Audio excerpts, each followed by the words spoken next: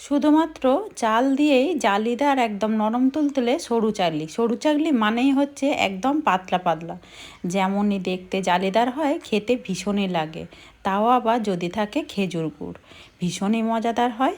নমস্কার বন্ধুরা, কাজল ভিলেজ কিচেনে সকলকে স্বাগত জানাই। রোজকার মতো আজও রান্নাঘরে চলে এলাম। আজকের রেসিপি প্রথম থেকে লাস্ট পর্যন্ত দেখতে থাকুন, আশা করছি ভীষণ ভালো লাগবে।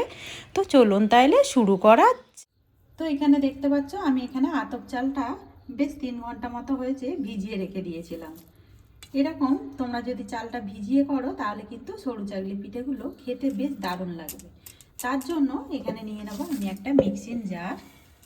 সমস্ত চালটাকেই আমি এর মধ্যে দিয়ে দেব। তো আজকে একদম শুধু চাল দিয়েই করব, কোনো রকম ডাল টাল দেওয়ার কোনো দরকার নেই, একদম খেতে দারুণ হবে। এখানে সমস্ত চালটাই আমি দিয়ে দিয়েছি মিক্সিং জারের মধ্যে। এখানে নিয়েছি আমি 1 বাটি মতো নারকেল কোড়া।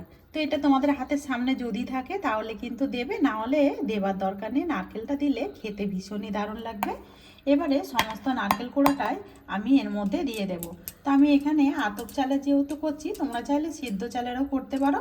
আতপ চালটা করলে খেতে বেশি দারুণ লাগে। এবারে অল্প করে একটু জল দেব, খুবই সামান্য একটু জল দিয়ে দিলাম। দিয়ে আগে একটু বেটে নেব, না হলে কিন্তু বাটতে গেলে চালগুলো দানা দানা মতো থাকবে। তাই জন্য অল্প অল্প জল দিয়ে বেটে নেওয়াটাই ভালো। তো আমি খুব ভালো করে মিক্সির ঢাকাটা দিয়ে আমি বেটে নিয়েছি। তো এবারে বেটে নিয়েছি, দেখাচ্ছি কীরকম ঠিক বেটেছি। তো দেখতে পাচ্ছ একদম ক্রিমের মতো করে এইভাবে কিন্তু সুন্দর করে বেটে নিতে হবে। একেবারে কিন্তু দানা দানা মতো নেই, দেখো এইভাবেই সুন্দর করে কিন্তু বেটে নিতে হবে। এবারে আমি একটা বাটি নিয়ে নেব, সমস্তটাই এর মধ্যে ঢেলে নেব। এবারে মিক্সি ধুয়ে বেশ কিছুটা জল দিয়ে দেবো।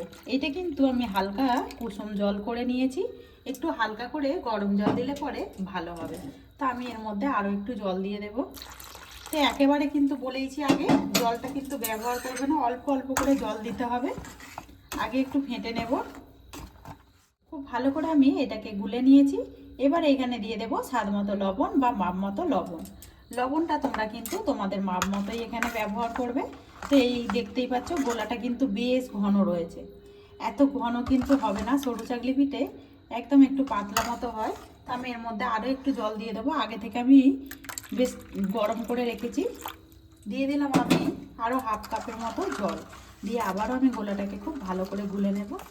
তো দেখতে পাচ্ছ আমি খুব সুন্দরভাবে গোলাটা গুলে নিয়েছি। হাতার পেছন দিকটা দেখলে কিন্তু বুঝতে পারবে, খুব তাড়াতাড়ি দেখো মিলিয়ে যাচ্ছে না, এইভাবে কিন্তু খুব ভালো করে গোলাটাকে গুলে নিতে হবে।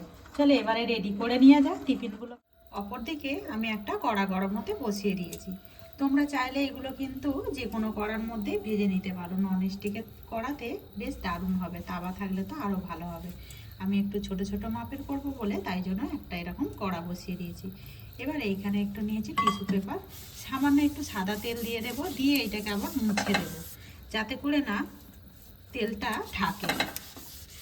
এই একবার দিলেই কিন্তু টিফিনগুলো বা সরু চাকলি পিঠেগুলো খুব সহজেই দেখবে উঠে যাবে।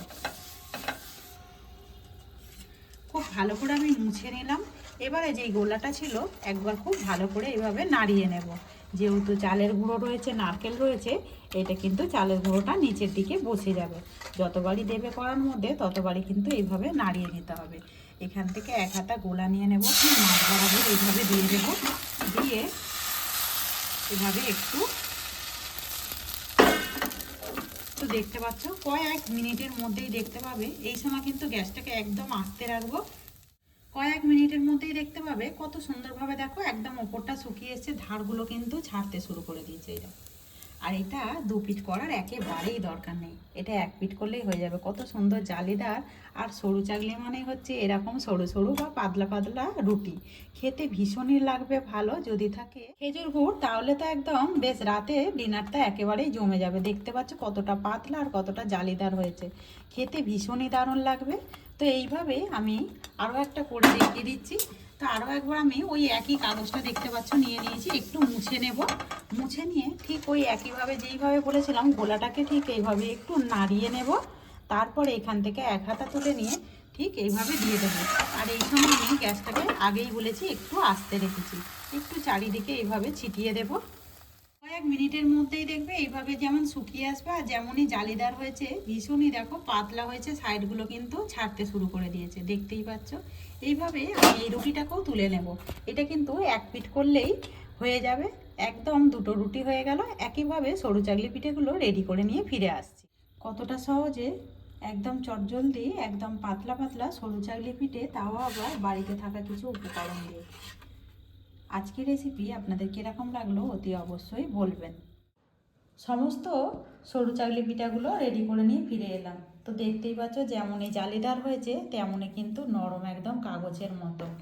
তো আজকের রেসিপি আপনাদের কীরকম লাগলো অতি অবশ্যই কমেন্ট করে জানাবেন। যদি ভালো লেগে থাকে একটা লাইক করে দিয়ে এইভাবে আমার পাশে থাকবেন, আমাকে সাপোর্ট করবেন। আমার এরকম নিত্য নতুন রান্নার জন্য পাশে থাকা বেল আইকনটি প্রেস করবেন। সবাই ভালো থাকবেন, সুস্থ থাকবেন। ধন্যবাদ। আবারও কোনো নতুন রেসিপি নিয়ে ফিরে আসবো। আজকের মতো এই পর্যন্ত।